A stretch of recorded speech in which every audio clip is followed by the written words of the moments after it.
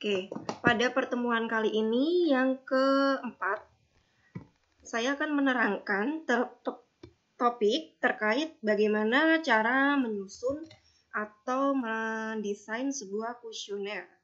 Yang tentunya ini nanti akan bermanfaat sekali bagi kalian yang akan melakukan survei langsung terhadap responden untuk melakukan penelitian berbasis data primer.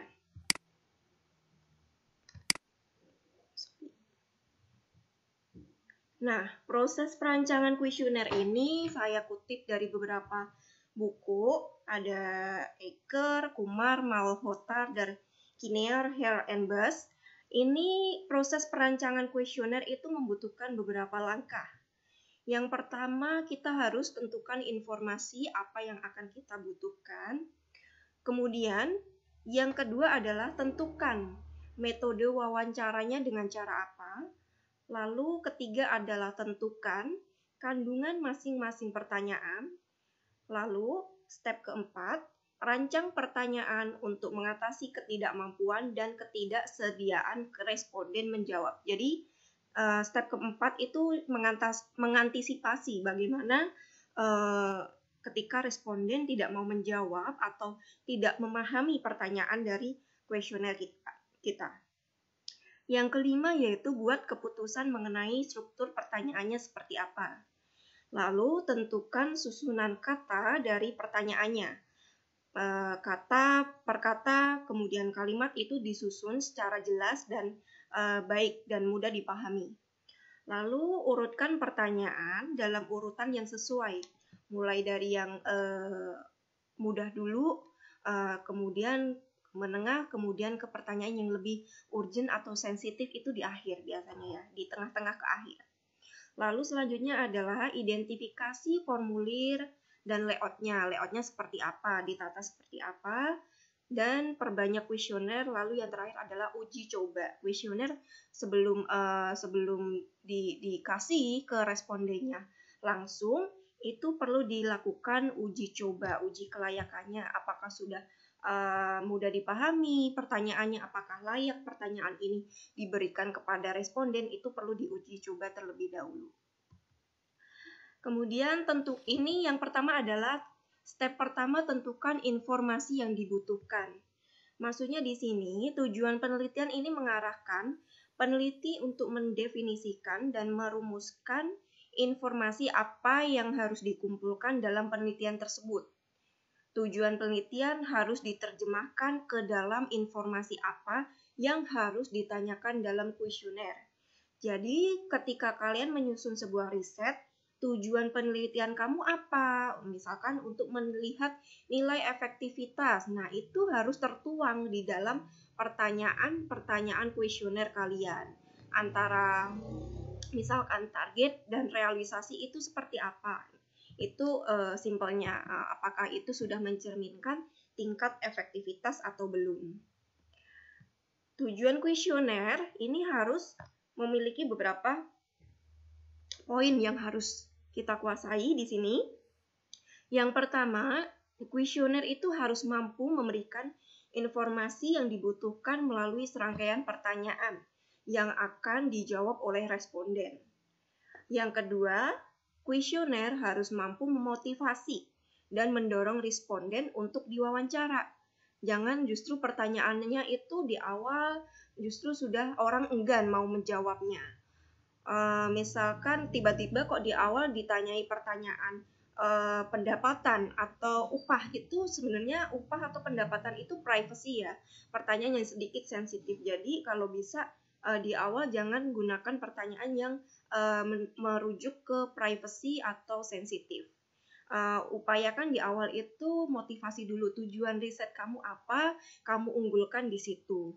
Apa keunggulan dari riset kamu bagi masyarakat, bagi pemerintah pada umumnya. Kemudian yang ketiga yaitu kuesioner harus dapat meminimalkan kesalahan tanggapan yang muncul ketika responden tidak akurat memberikan jawaban atau ketika jawaban responden dicatat dan dianalisis secara salah.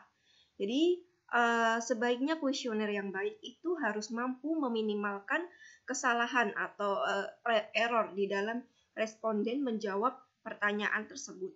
Gunakan pertanyaan yang simple, mudah dipahami semua kalangan, sesuai dari responden kita. Yang keempat yaitu kuesioner berfungsi sebagai dokumen penelitian yang permanen dan tetap. Lalu yang kelima yaitu kuesioner juga berfungsi mempercepat pengolahan dan analisis data. Ini diharapkan dengan adanya kuesioner itu kalian dapat mempercepat untuk segera merunning data kalian, menganalisis data kalian. Nah, yang poin kedua, step kedua yaitu kandungan masing-masing pertanyaan. Setelah menentukan informasi yang dibutuhkan secara spesifik dan jenis metode wawancara, maka selanjutnya adalah menentukan kandungan masing-masing pertanyaan. Apa yang harus dimasukkan di dalam tiap pertanyaan? Itu harus dirinci secara detail. Tingkat efektivitas itu apa aja di dalamnya, bagaimana antara nilai target sebelumnya dengan realisasinya. Apakah ada perubahan atau tidak? Kemudian apa problemnya seandainya itu jauh sekali dari targetnya. Kemudian disusun lagi, apa misalkan melebihi dari target itu kan artinya poin yang bagus. Poin apa yang faktor pendorong apa yang menyebabkan program tersebut mampu melebihi dari target sehingga realisasinya lebih di atas targetnya. Lalu step yang ketiga yaitu rancangan pertanyaan untuk mengatasi ketidakmampuan dan ketidaksediaan responden menjawab. Responden seringkali memiliki keterbatasan dalam menjawab kuesioner atau memberikan informasi karena alasan lupalah atau memiliki kendala psikologis yang mengungkapkan informasi yang diketahuinya. Jadi ada mungkin data yang bersifatnya pribadi, rahasia, itu tidak bisa memang secara umum responden itu bisa secara mudah memberikan jawabannya. Lalu kuesioner harus dirancang dengan yang baik sehingga memudahkan konsumen dapat menjawab informasi yang ditanyakan dan bersedia menjawab semua pertanyaan. Hindari pertanyaan-pertanyaan yang bersifat menjurus, mengarah, atau mengarah ke yang pertanyaan sensitif. Lalu step selanjutnya adalah menentukan struktur pertanyaannya. Pertanyaan dapat berbentuk pertanyaan tidak struktur, unstructured, yaitu pertanyaan terbuka, bebas, mulai dari mana itu bebas. Bahasanya juga biasanya lebih tidak terstruktur secara formal, atau bisa juga disusun secara terstruktur atau formal di sini. Pertanyaannya bersifat tertutup. Pertanyaan tidak terstruktur adalah pertanyaan terbuka, open-ended question, yang meminta responden untuk menjawab dengan kata-kata dan kalimat yang disusun sendiri oleh responden. Nah, ini biasanya jawaban masing-masing responden itu berbeda-beda sesuai kemampuan analisis, kemampuan memahami dia dari pertanyaan si surveyor dalam memahami pertanyaan tersebut pasti berbeda-beda. Nah, ini dibutuhkan skill bagi surveyor, khususnya kalian, si peneliti, bagaimana menganalisis jawaban dari responden yang berbeda-beda jika menggunakan pendekatan unstructured atau tidak terstruktur. Nah, ini juga akan sedikit kesulitan kalian nanti kalau jawaban setiap masing-masing responden berbeda-beda susunannya. Contoh pertanyaan terbuka atau open-ended question. Pertama, apa merek susu bubuk yang Anda beli? Nah, itu kan bebas ya, merek susu bubuk itu macam-macam, nggak spesifik. Kamu nggak ngasih opsi di situ, misalkan merek Denko, 2 merek Milo atau apa. Kedua, mengapa Anda membeli susu bubuk merek tersebut? Jadi ini jawaban dari pertanyaan 1 sampai 6 bebas. Si responden itu bebas menjawab tanpa adanya batasan atau limitasi seperti apa jawaban yang diharapkan si surveyor. Karena di sini pertanyaannya bersifat terbuka dan tidak ada diberikan opsi-opsi pilihannya.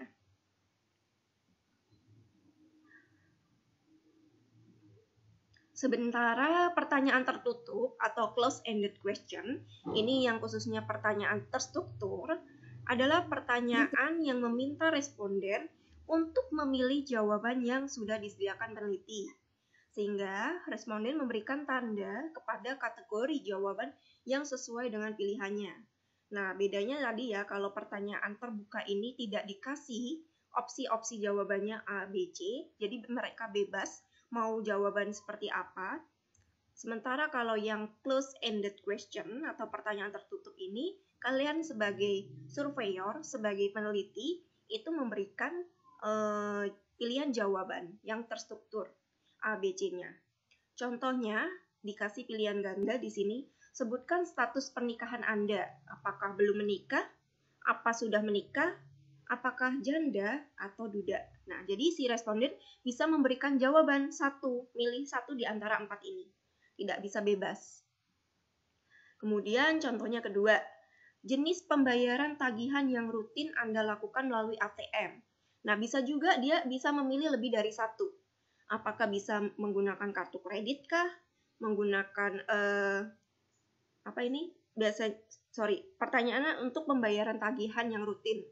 Biasanya digunakan untuk pembayaran kartu kredit atau listrik saja, atau juga telepon, air, PAM, pajak, pinjaman, atau internet. Nah, ini si responden bisa memilih lebih dari satu. Barangkali dia menggunakan ATM bisa untuk membayar kartu kredit, kemudian listrik juga, kemudian internet ya kalau sekarang itu bisa menggunakan ATM juga, bayar pajak sekalian. Ini juga boleh, asalkan dikasih pilihannya. Jadi dia tinggal checklist aja, mencontreng mana jawaban yang sekiranya memang dia melakukan tersebut, jawaban dari pertanyaan Anda.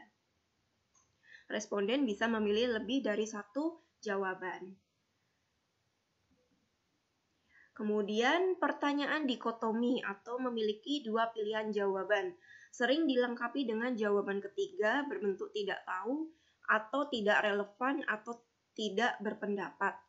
Nah, contoh yang pertama, pertanyaan dikotomi itu, apakah saat ini Anda menggunakan fasilitas layanan mobile banking? Jawabannya antara ya dan tidak. Kedua, bila Anda mendapatkan cerita atau berita di dalam BBM dari teman Anda, apakah Anda meneruskan? Contoh zaman dulu ya, kita pasti menggunakan BBM. Memforwardnya cerita tersebut ke teman Anda, jawabannya ya atau tidak. Nah, dikotomi ini juga bisa dikembangkan menjadi 3 opsi pilihan. Setuju, tidak setuju, atau tidak tahu. Semua iklan menyesatkan. Nah, ini kan jawabannya bisa setuju, bisa juga tidak setuju, juga bisa ragu atau bahkan tidak tahu itu. Si respondennya saya rasa mungkin nggak juga sih, nggak menyesatkan, tapi kadangkala mungkin dia posisi di antara tengah-tengah gitu. Mungkin cari poinnya tidak tahu di sini. Cari amannya dia jawab tidak tahu atau bahkan ragu-ragu. Boleh di sini dimasukkan di dalam pertanyaan dikotomi, model dikotomi. Kemudian jenis pertanyaan ada juga yang pertanyaan skala atau jawabannya itu berbentuk skala. Contoh pertanyaan skala di sini misalkan sebutkan tingkat kepuasan Anda terhadap merek obat di warung, misalkan merek A yang paling sering dikonsumsi. Nah, ini pilihannya antara 1 sampai 5, ini seperti skala Likert, dari skala sangat tidak puas, kemudian biasa aja, lalu puas, kemudian yang paling tinggi adalah sangat puas. Ini pertanyaan skala atau skala Likert kalau dalam model ekonometrika. Contoh pertanyaan kedua, misalkan iklan membujuk orang untuk membeli produk yang tidak seharusnya mereka beli. Apakah menurut Anda ini setuju, sangat setuju, tidak setuju, ragu atau netral, setuju atau sangat setuju? Nah, ini beberapa opsi pilihan jawaban yang berbentuk skala.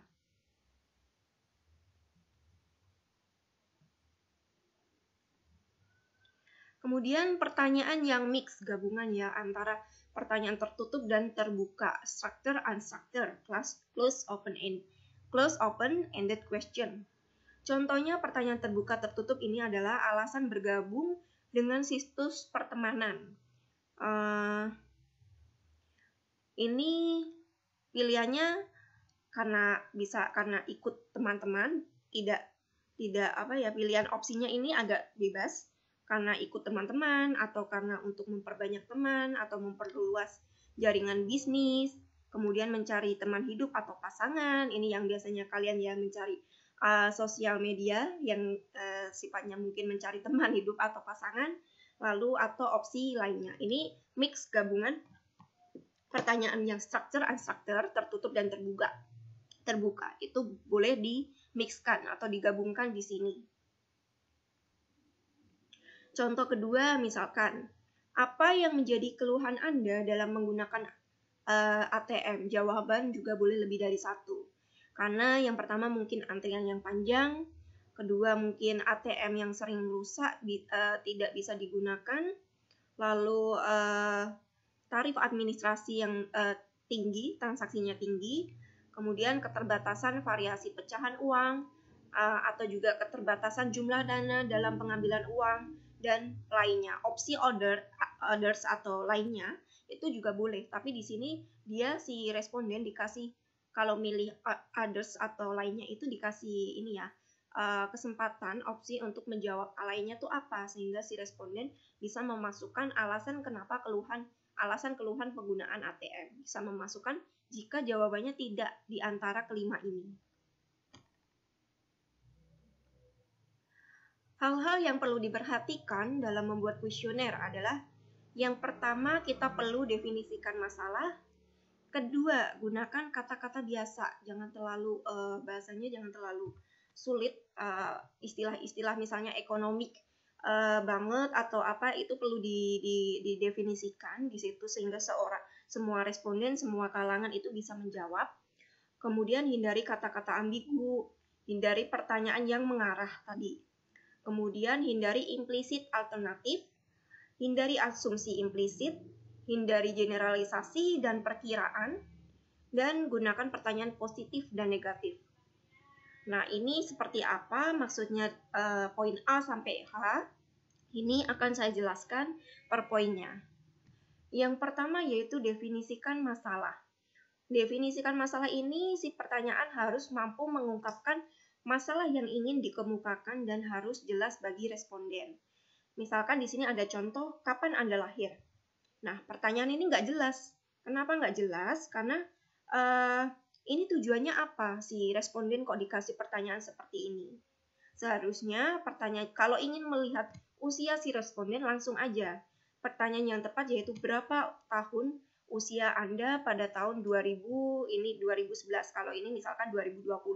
Usianya berapa sekarang? Tujuannya kan itu, ingin melihat identifikasi si responden. Jangan pertanyaannya nggak langsung to the point seperti ini. Kapan Anda lahir? Nah, itu kan kurang jelas maksudnya tuh apa. Langsung aja, berapa tahun usia Anda di tahun 2020, seperti itu. Kemudian yang kedua yaitu gunakan kata-kata biasa, yaitu kata yang mudah dipahami oleh kebanyakan orang. Di sini contohnya, bagaimana positioning air minum merek Aqua? Apa semua orang paham? Positioning ini apa maksudnya?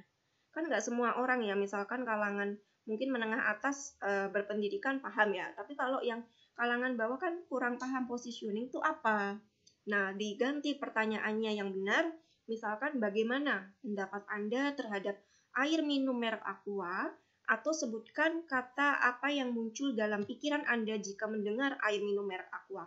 Nah, apa yang Anda pikirkan Bapak, Ibu jika mendengar air minum merek Aqua? Apa yang ada di benak pikiran Bapak Ibu pertama kali ketika mendengar air merek Aqua? Nah, seperti itu. Jangan menggunakan istilah-istilah seperti ini. Lalu yang ketiga, hindari kata-kata ambigu.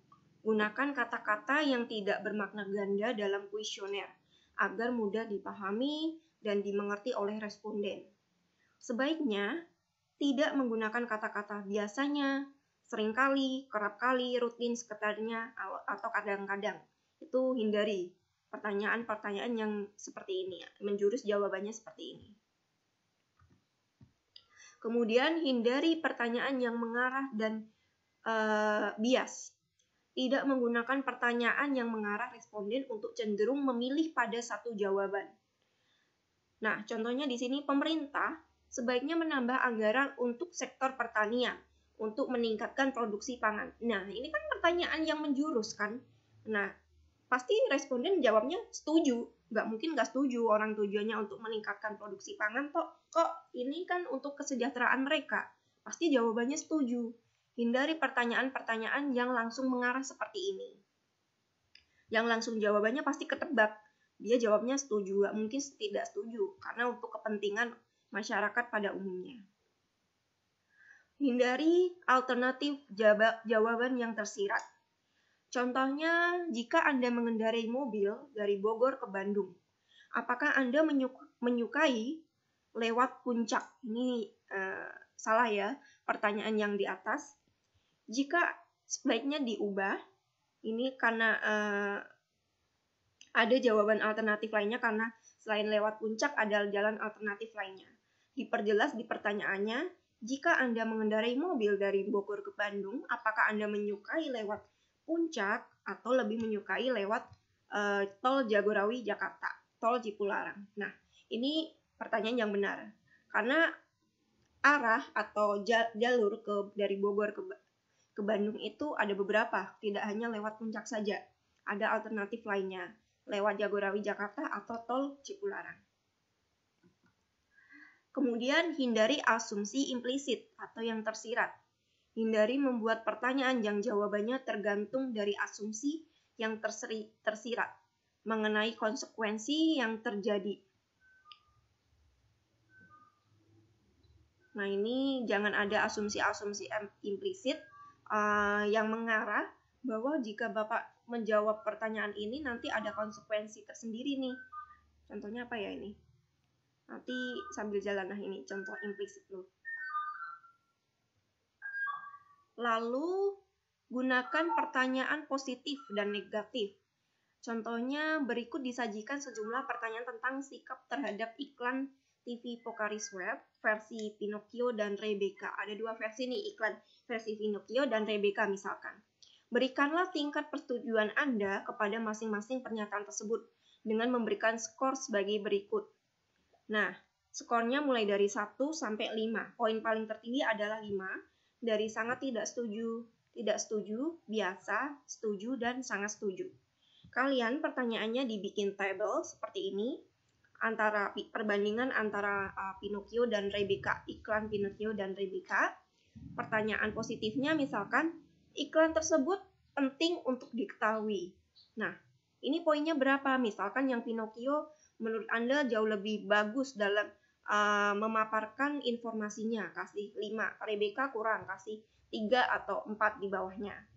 Iklan tersebut sangat informatif. Pinocchio jauh lebih tinggi tadi 5, Rebecca 3 misalkan. Iklan tersebut mudah dimengerti, mungkin Rebecca lebih mudah dipahami, kasih poin 5 atau 4. Ini si Pinocchio mungkin kurang, 2 atau 3 seperti itu. Nah, sampai pertanyaan yang lain. Iklan tersebut sangat kreatif kah? Sangat menarik? Sangat menghibur? Dapat dipercaya atau sangat membantu dalam memutuskan pemilihan produk minuman isotonik? Nah, ini pertanyaan-pertanyaan positif ini yang perlu kalian bisa detailkan di dalam tabel kuesioner kalian. Nanti jawaban respondennya itu dari poin 1 sampai 5. Dari yang sangat tidak setuju sampai yang sangat setuju. 1 sampai 5. Jadi akan terlihat nanti dihitung aja di jumlah berapa bobot tertingginya. Oh, ternyata setelah dihitung bobot tertinggi iklan dengan versi Pinocchio itu lebih informatif, lebih baik dibandingkan dengan tema Rebecca seperti itu. Kemudian menyusun urutan pertanyaan. Pertanyaan pembuka. Yang pertama, pertanyaan pembuka itu harus menarik, simple, dan tidak bernada mengancam. Hindari pertanyaan yang bernada mengancam ya, khususnya kalau kalian melakukan survei primer itu memang agak sensitif, harus menghadapi berbagai macam orang, karakter, dan sifat masing-masing. Nah, ini penerimaan setiap orang itu berbeda-beda. Mungkin pertanyaan menurut Anda simple dan tidak mengancam, tapi orang lain bagi mereka itu pertanyaan yang mungkin menyinggung seperti itu, sehingga nggak bisa berikan jawabannya. Hindari pertanyaan-pertanyaan yang bernada mengancam dan menjurus lah, seperti itu. Yang kedua, pertanyaan mengenai opini responden merupakan pertanyaan pembuka yang baik. karena sebagian besar responden senang untuk mengekspresikan opini. Diawali dengan opini, bagaimana sih Pak pendapat Anda dengan program ini. Bagaimana Bapak pendapatnya? Misalkan jika ada kebijakan ini, jadi diawali aja bagaimana opininya mereka dulu. Apa kata mereka dulu. Baru nanti dimulai dengan beberapa list pertanyaan kalian. Yang ketiga, penting dilakukan yaitu memilih responden yang tepat untuk menentukan pertanyaan pembuka yang sesuai. Nah, dalam pemilihan responden itu juga cukup hati-hati karena kan acak ya kalian dalam menentukan responden. Mungkin dari sisi usianya atau dari segi pendidikannya atau dari segi gender atau dari segi tempat tinggalnya itu harus kalian klasifikasikan dan pilih secara detail dan bagus ya. Secara benar, biar tidak salah dalam memilih responden. Takutnya nanti kalau salah ambil responden, jawabannya akan salah juga dan menghasilkan analisis yang bias. Misalkan Anda ingin menganalisis dampak, ingin melakukan survei indeks keyakinan konsumen yang dilakukan di Kota Semarang. Ini yang biasa rutin dilakukan oleh Bank Indonesia. Kemarin saya juga baru mendapatkan survei seperti itu. Nah, ini khususnya Kota Semarang. Harusnya yang menjadi responden adalah warga Kota Semarang yang berdomisili di Semarang. Jika respondennya di luar itu tinggal saya cuma ngelaju kok Mbak. Oh ya nggak bisa. Saya kerja di Semarang tapi tinggalnya misalkan di Demak, misalkan itu nggak bisa. Harus benar-benar right person gitu, for right questionnaire. Jadi benar-benar orang-orang yang respondennya itu yang tepat sesuai klasifikasi dan tujuan riset kalian. Jenis informasi ini juga ada informasi pokok yang berhubungan langsung dengan masalah satu penelitian. Ada juga informasi klasifikasi, terdiri dari klasifikasi sosial, ekonomi, dan demografi responden. Ini informasi biasanya tempat tinggalnya, kemudian kondisi ekonominya seperti apa gitu. Yang ketiga, informasi identifikasi terdiri dari nama, alamat, email, nomor telepon responden. Ini yang biasanya paling minim lah dasarnya harus include ini semua. Ada identifikasi, klasifikasi respondennya, kemudian informasi pokok yang langsung kepada masalah penelitian Anda. Nah, ini perlu alamat, nama, email jika ada, kemudian nomor telepon responden. Kondisi sosial ekonominya itu seperti apa, demografinya misalkan tinggalnya di area pedalaman, di daerah area pegunungan atau pesisir, itu juga perlu seperti itu. Hindari pertanyaan yang sulit dan sensitif. Sebaiknya diletakkan di bagian akhir pertanyaan-pertanyaan sulit ini karena membutuhkan daya pikir, membutuhkan analisis lebih bagi responden, dan ini juga untuk mempersingkat efisiensi waktu kalian dalam melakukan survei primer. Meskipun demikian, hal-hal yang sensitif dapat diletakkan sebagai informasi pokok pada topik dan tujuan penelitian tersebut. Ini boleh, cuma bagaimana cara kalian, skill kalian untuk menggali pertanyaan sensitif di akhir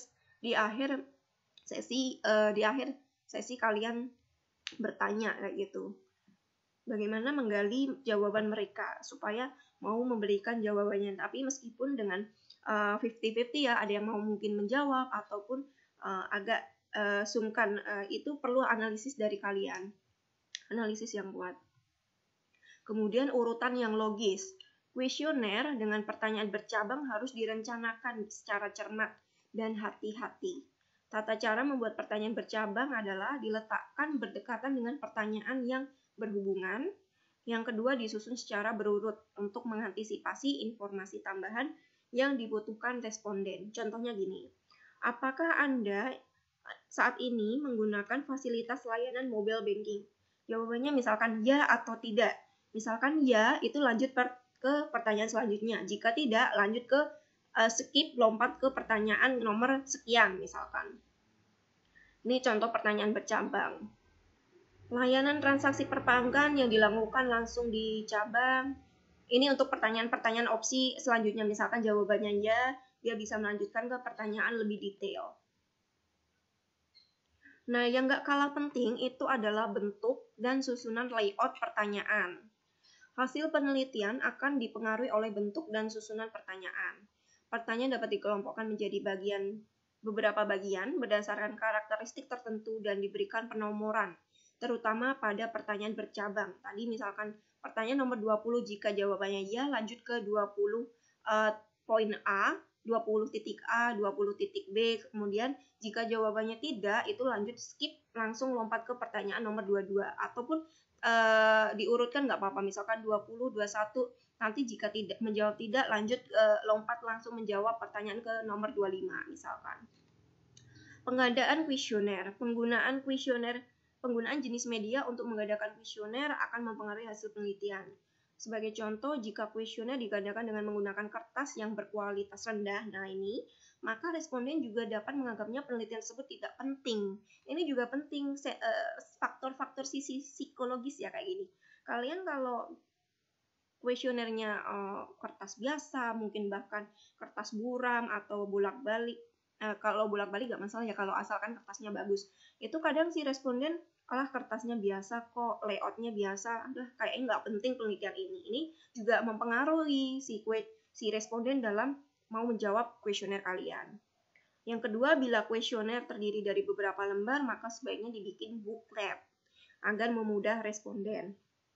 Kemudian, satu pertanyaan yang sama tidak dicetak pada kertas yang terpisah. Jika pertanyaan yang bersama disusun di dalam satu kertas yang sama, lalu menggunakan kolom jawaban vertikal pada pertanyaan-pertanyaan individual dapat mempermudah responden dalam membacanya. Nah, bikin kolom-kolom yang bentuknya vertikal layoutnya, jangan potret posisinya, jangan berdiri lawainya. Potret itu apa?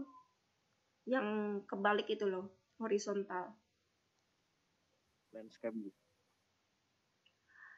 Kemudian bentuk dan susunan layout ini, hasil penelitian akan dipengaruhi oleh bentuk dan susunan pertanyaan. Pertanyaan dapat dikelompokkan menjadi beberapa bagian berdasarkan karakteristik dan diberikan penomoran. Ini udah ya tadi. Nah, ini juga sama tadi udah, penggandaan kuesioner, menggunakan kertas yang bagus, kemudian dibikin booklet kalau banyak ya, kalau tebel.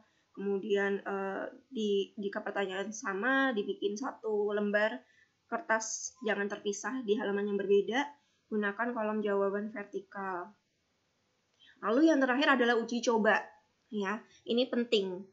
Uji coba untuk mengidentifikasi dan menghilangkan permasalahan yang mungkin timbul. Mungkin ada pertanyaan error. Nah, ini mungkin nanti setelah diuji coba ke responden 1, ini pertanyaan ini bakal menimbulkan error. Maka di skip aja, di delete aja pertanyaan tersebut. Yang kedua, dilakukan dengan cara wawancara personal, lalu menggunakan metode tanya jawab dan metode protokol analisis, memberikan masukan kepada peneliti untuk perbaikan kuesioner. Nah, ini mungkin kalian bisa konsulkan ke dosen pembimbing kalian nantinya, atau untuk sementara ke saya nanti. Kemudian yang kelima adalah mengumpulkan masalah-masalah yang dihadapi dalam menjawab pertanyaan. Nah, mungkin di dalam pertanyaan kalian itu ada mengalami problem, masalah yang mungkin akan kemungkinan ini kayaknya susah Bu untuk dijawab si responden. Nah, alternatifnya seperti apa? Itu perlu dilakukan analisis uji coba di sini. Nah, itu saja pas ya 40 menit untuk pemaparan hari ini. Ini tadi saya sudah rekam. Nanti kalau ada yang tertinggal atau jaringan kuotanya kurang bagus, nanti bisa diulang lagi video pemaparannya. Mungkin ada pertanyaan, ini 1 minute lagi ya, 1 menit lagi. Ini, sorry, masih ketutup ya videonya. 1 menit lagi, ini saya end meeting. Kalian masuk lagi ya. Nanti masuk lagi.